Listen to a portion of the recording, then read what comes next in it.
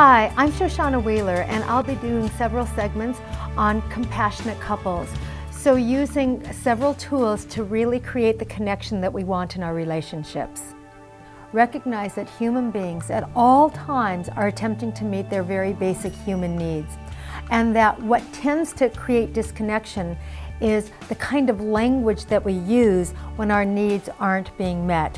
So when we're angry or when we're upset, those are all messages for needs that aren't being met, and sometimes we speak in a way that disconnects us. I need to tell you what a paradigm is. A paradigm is a pattern of thinking, so that your thinking actually affects your actions and your belief systems, and it really tends to create the world in which we live in for the individual person.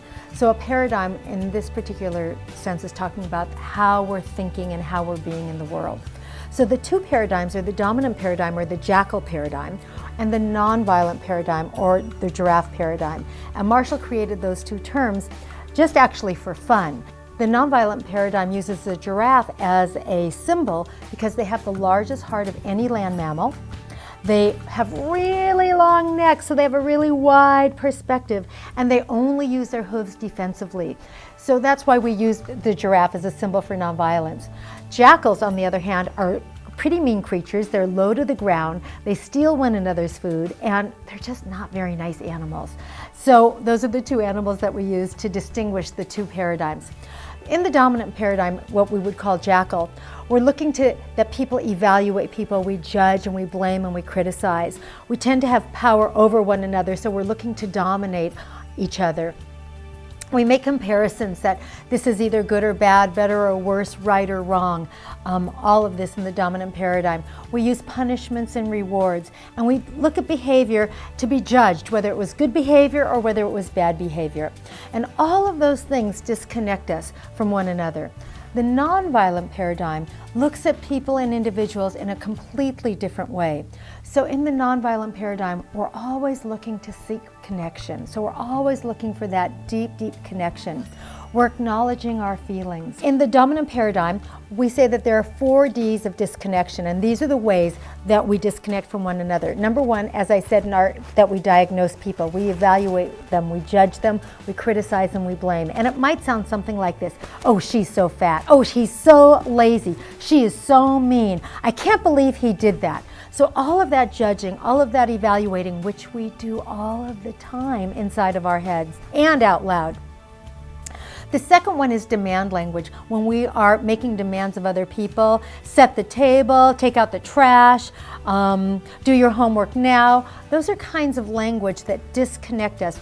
The nonviolent paradigm, we would make requests of people, and we would know if it was a request by our response, because if we got upset at their response, we would know that it was a demand and not a request.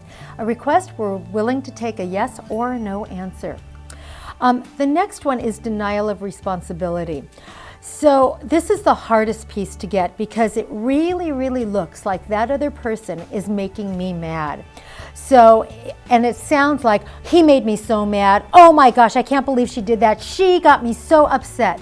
So we're blaming our feelings on the other person, rather than taking responsibility for our own feelings. And they truly are ours. They live within our body. They arise out of us. Now, does the other person trigger them? Yes, they do trigger them, but they don't cause them. Those feelings abide in me. And one way that I know that is somebody else might respond differently to the same situation. So that's how I know that this is my emotion, my feelings, and that I'm going to take responsibility for them. So acknowledging that what she did triggered me, but that it was my feelings and that I take ownership of them. Nonviolent communication is a language based on feelings and needs. And truth be told, we are pretty illiterate in this language. We tend to do a lot of evaluating and criticizing, and very little recognizing what our emotions are.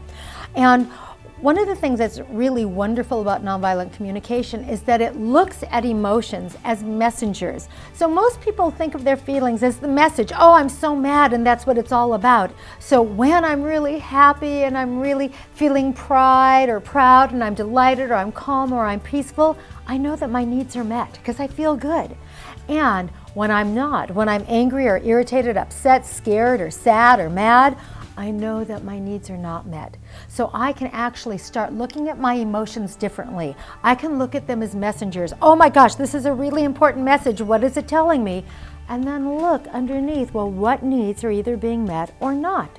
And we all, at all times, are attempting to meet our needs. From the moment you wake up in the morning, you are attempting to meet your needs. Whether it's brushing your teeth, whether it's having breakfast, whether it's picking out your outfit, you are meeting basic human needs that we all have. They propel everything that we do in life. And some of those basic needs are connection, the ability to connect with one another and be in an attuned relationship.